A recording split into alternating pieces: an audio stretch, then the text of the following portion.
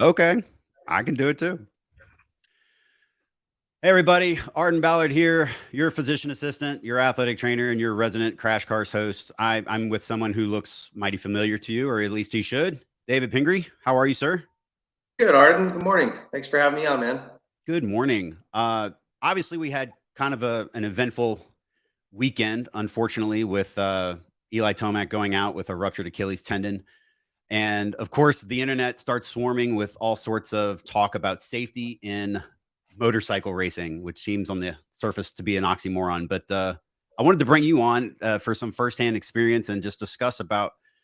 Let's talk about this stuff. Are there places to improve, or are there things that need to be done? We can talk about Eli's injury. What do you think, man? Go for it. Well, so you did a good job of breaking down what goes into his injury and sort of the severity of it and the recovery. It sounds like it's nothing recovery, which is great, but where he's at in his career, it's probably is my guess. Who knows? I still think there's some options out there if he wanted to keep the World Supercross stuff. I mean, he could jump on and do that for a few years and put some change in his pocket and win some more races, but his pace and the pressure a little bit. So it'll be interesting to see what he does. But about just injuries in motocross, I mean, you look at, AP's out, Eli's out, Anderson missed some. I mean, all the top guys with the exception this year. And then the 250 class, again, is decimated.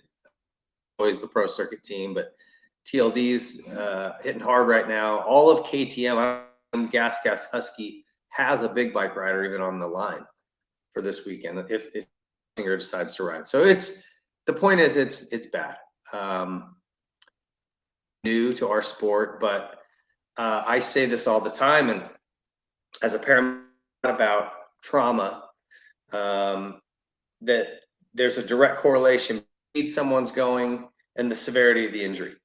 The first thing we do when we get to a vehicle versus pedestrian, motorcycle versus car versus car is, does anybody know the speeds they were traveling?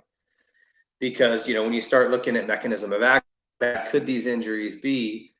That's the first thing you want to know. How fast were they going? If they were each going 10, right, we're fine. But if they're both doing 50, well, now you're talking about 100-mile vision. Obviously, it's more prevalent in motor vehicles traveling, but in a supercross track, it's the same thing. If a guy's tripling or whatever they're doing these days, and you're going 45 miles an hour, it's going to hurt worse than if it's tight and technical, and the guys are having to kind of pick through something, momentum, and you fall at 20. Big difference. And it's not just double, it's literally exponentially worse the potentiation for big injury. So I've been preaching forever, man, slow these tracks down. If you go back and look at an old track, I don't want to be one of these guys that sees everything in the past with rose-colored glasses, but track more peaky, more technical, sometimes more chunky. They didn't flow as well, but man, it slowed everything way down. And some of it's been the stadiums that we're going to. They're kind of running a lot of 45-degree turns, faster and better, so they're carrying more speed anyway. And then longer lanes, like traditional rectangular football style stadium.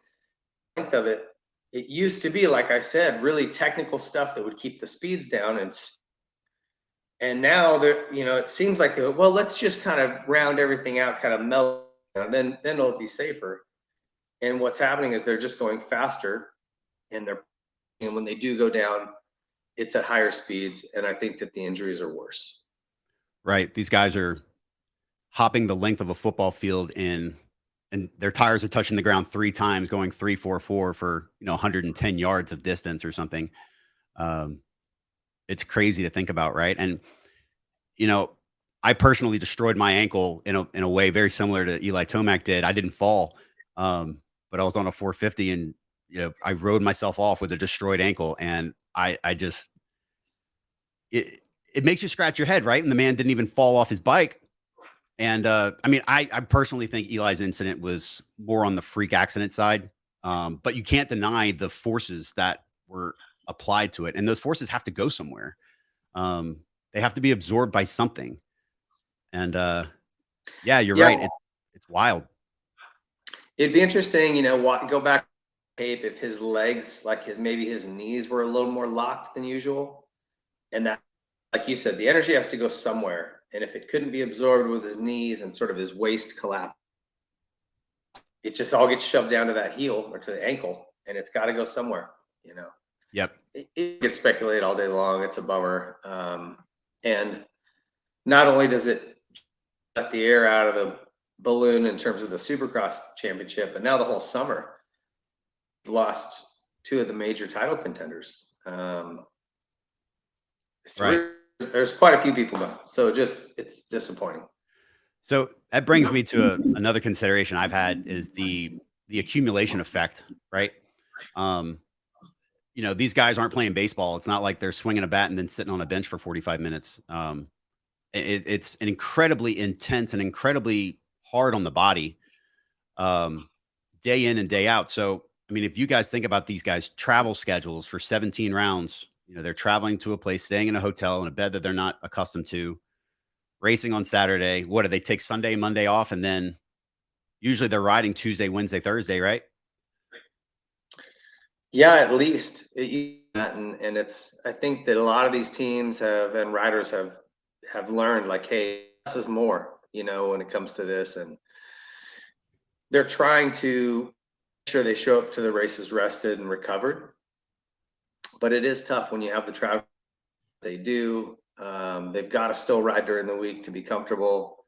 You just don't see that out of a lot of other really physical sports like this.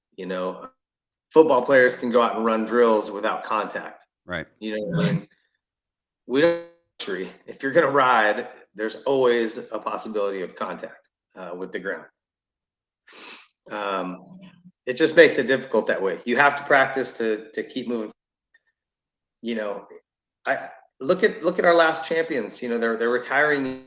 Poto was very vocal about why he left early. He's like, I could have gotten 3 or 4 more years out of it if I had just done maybe Supercross only or a little more mellow. But they keep asking, hey, we need to reduce the number of rounds.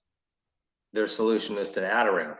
So Right. And then combine everything so it's one major series.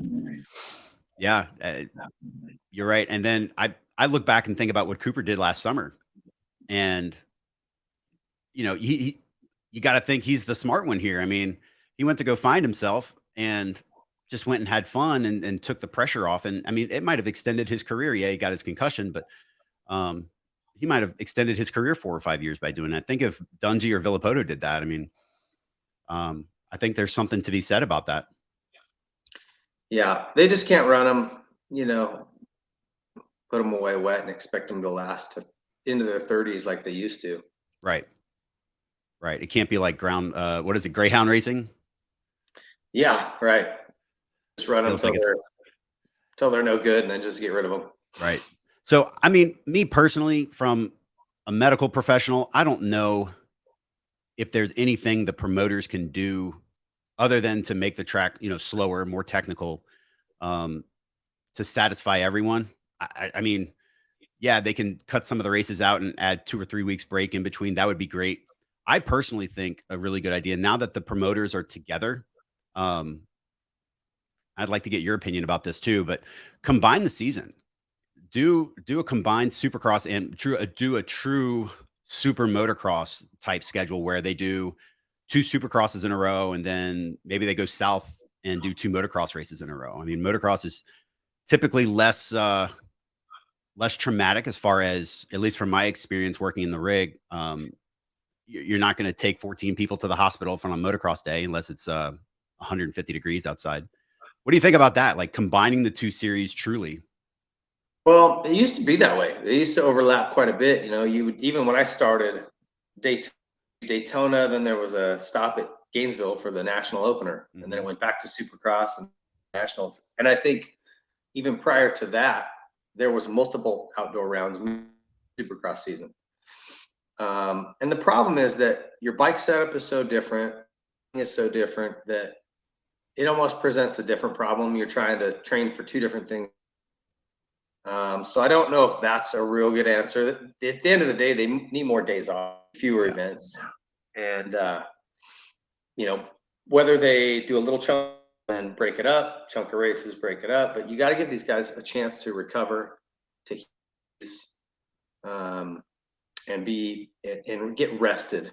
You know what I mean? Because you just run them into the ground so hard, something's going to happen. Right. That injury of Eli's has been a long time coming. Who knows? Yeah, I think there's something to that, especially when like we said, that accumulation effect, right? Who knows if there was some small micro traumas, or because he couldn't fully recover every week, there's just an accumulation of swelling and inflammation. And you're absolutely right. And this season, I remember it was maybe week 7 or week 8, and I was like, man, we look pretty healthy, all things considered. But then the second half of the season is just one by one. And that attributes, accumulation of stuff. So yeah, I would love I'd love if the promoters cut 4 or 5 rounds out and, did a stretch of 3 weeks and then a break. I like the doubleheader thing that they did during COVID. If they did like a Saturday, Sunday deal and then took 2 weeks off. Yeah. Especially at A1, instead of going there 3 different times, why not do like a double or a triple header or something?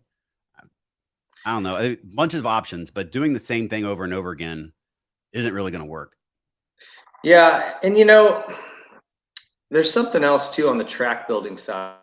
The things you can look at are the track, the riders, and the safety equipment. I'm not who is going to want to force safety equipment. I just don't think it's right. I am surprised more guys don't wear chest protectors. Right. Having said that, I think all the injuries right now, I don't think a chest protector would have saved anybody. No. So, what do you do? At the end of the day, the gear, none of the injuries we're looking at could have probably been prevented by gear. Okay. So look at the riders. Yeah, we need to give them a little more time for some working in rather than just working out. That's up to the promoters. They obviously want to continue to make money, so interest to cut rounds. And then lastly is the tracks. So on top, a little more slower or more technical. The other option, go really simple. If you're gonna let it be, if you don't want to go and tight and steep, right? So that the trajectory is more up and down, then make it really simple. Part of this where you go to a race, like maybe it's even a local race or a pit bike race or just something silly, and you're like, man, this is the most basic track, but you're racing, because guys are not worried about the obstacles. They're actually racing each other. Right. Hell, go to a dirt track or a flat track race. On a good night of those racing after it, it's like, it's just an oval. So I feel like and definitely the worst of these two, it's like they just by what you're expected to see, right? Like all these huge jumps and guys in the air the whole time. That's like, we're setting these guys up to we could make jumps a lot safer as we're still up in the air, but if it goes wrong, the dragon's back that killed Barsha. Right. Dangerous obstacle on any track at any given time. Hey, let's have guys skim, climb and then just drop off, and they have to land out over a double. Sure. If they miss, it's a huge penalty. It's like, make that a tabletop, dude. What are you doing? Right. Off the end. Then at least if a guy gets bucked, he can ride out of it. Right. So they just kind of build obstacles that are just like, well, yeah, of course somebody got hurt there. Like, what were you expecting? So just, I would say make them with safety in mind. Look, maybe it's 5% less dramatic aesthetically, but do you have guys there at the end of the season, or do you want them all in the ER? Right. Right. Well, I know Chad Reed was always a big proponent of riders unions. Maybe someone can come up the ranks and make that happen. But I feel like a unionized voice might be a good thing here. I mean, at least an advocate for safety. I know Trey Kennard tried to do his thing a couple of years ago too. Um, Kudos to that. One thing you mentioned gear, and one thing I would love to see is I would love all these gear companies to openly promote and create like an open source of data as to why they have the designs and the technologies that they do. Um, so when you go to like a prescription brace or a medical device, they have to post their data to show efficacy. Mm. And I would love to just see, all of the boot companies put on their website, hey, this is the study that we did. This is the limitations of range of motion. This is what we expect as far as G forces or whatever they have. Because I'm sure that some of them have nothing at all. But I'm sure the higher end stuff, they're doing tests, and I know Alpine Star is doing tests, and I know CD is doing tests on their stuff. But put it out there. Create like an open source for not only competition, but to better improve the safety of the riders. Yeah. Yeah, I think that'd be great. I think a lot of folks, most folks wouldn't have, or wouldn't take the time to. And I think that's something our sport needs to deal with culturally. I don't wear a chest protector because it doesn't look cool. Right. You know what I mean? Or Yeah. I want this helmet because it looks sick because so and so wears it. You know what I mean? Where rather than just But it finding cracks what like an the eggshell when you is. flick it. Yeah. So I think that culturally we have some of those things to deal with. Yeah, it Yeah. would be good to see them doing that. Yeah. I agree with you, man. Well, I know we're not going to change the world on a 20-minute show, but at least there's something out there for people to think, food for thought, so to say. I always like to hear people's opinions down below. You know, if you guys have thoughts on ways to make it a little safe. You know, there are those vests that bull riders are wearing that automatic road racers are using them. I know Alpine Stars has actually put a lot of money into developing that. I don't know where we haven't really seen one Right. marketed to the motocross crowd yet, but I know they are working on it. That's something. But a lot of these, like if you look at Eli's accident, or it's like it's kind of like what Coop said. He goes, shit happens. Right. In this sport, just roll into the line, and Adam clipped him. I mean, Right. there's no equipment there that would have helped. I don't care how good your helmet is. When a fork leg drives into it, it's going to rattle your brains around a little bit. Right. If anything, it's a testament to how well the product worked. I mean, it could have been a lot worse. Agreed. But yeah, I mean, I would say half of the top 10 riders that are out, I would say, half of them are from freak, unfortunate incidents. That's just an association of, throwing around a 250-pound piece of metal up 30 feet in the air. Yeah. Yeah. What we do is certainly dangerous. So you got to accept some of that risk. We just were talking ideas and options and ways to make it safer for the sake of everybody, not just hurt, but Yeah. sport, fans, everybody. Cause it's like, man, talk about just let the wind out of the sails the rest of the year here. Everybody's hurt. An unfortunate reality. I hope it gets better soon. And I'm looking forward to hopefully a good, safe, competitive outdoor season. Yeah, absolutely. And if anyone's got any questions standpoint, leave them for Arden. I guess perspective, but happy to answer any questions. Thanks, guys. Yeah, I read and respond to all the comments down below. And please feel free to reach out if you have anything else that you want to add. Thanks, everybody.